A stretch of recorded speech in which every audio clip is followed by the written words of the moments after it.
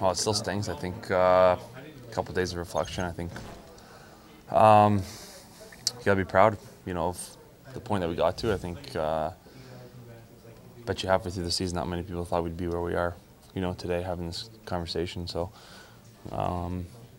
obviously, still disappointing us. The ultimate goal is obviously to win the Stanley Cup, and to watch someone else, do it this year again is extremely frustrating. But again, we got a young group here. We feel like we built some things here, and I think we really got an opportunity to take a really big step next year.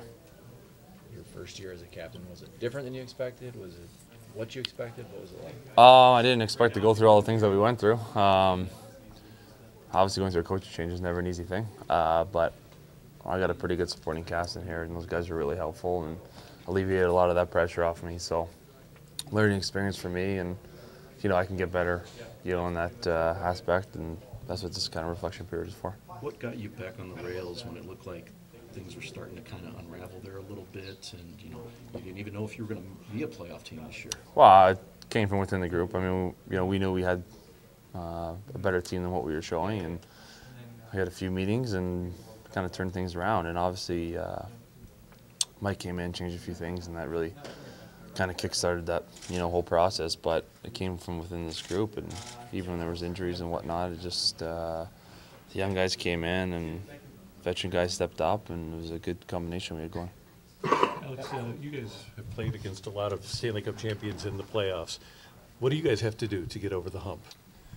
We got to be obviously more consistent, and you look at the way we lost. I mean, we played well for a lot of spurts throughout the series, but not the way we wanted to play every single game. And even last year, I mean, it's difficult to win. I mean, we played well. This year we got into a lot of good spots in games and just weren't able really to close it out. So, again, obviously we need to be better because we're not where we want to be. But a couple of those games we're pretty close to get a few bounces here and there, and we're in a different situation.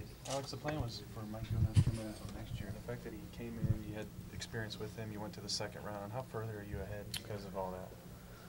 Well, it was, like I said, it's never easy to go through a coach change in the middle of the season, but I think the advantage we did have was Mike was in here early and he understood us. He got to know us as players and as people, and that transition was easier than having someone coming from the outside. And he's basically got a full year under his belt with this group as players. So he knows what to expect next year, and he's got a good opportunity in the offseason to really do what he wants.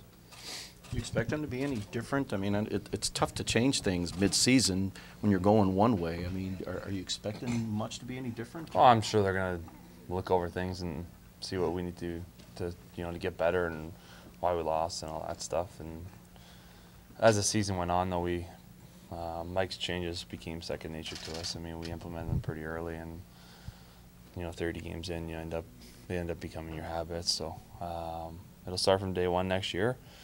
Mike will really put his imprint on what he wants, but I think we know what to expect. I know we beat the identity word to death, but Hitch said you didn't have one. Even when you were winning under Mike, he said, "I don't think we have one."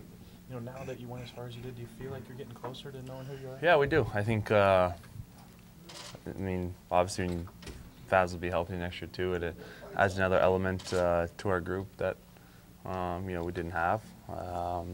We've got a good combination right now of young guys, of speed and tenacity up front, and it's looking good. How good was it to see Parayko and Edmondson develop into a second shutdown pairing? Oh, they were fantastic. I mean,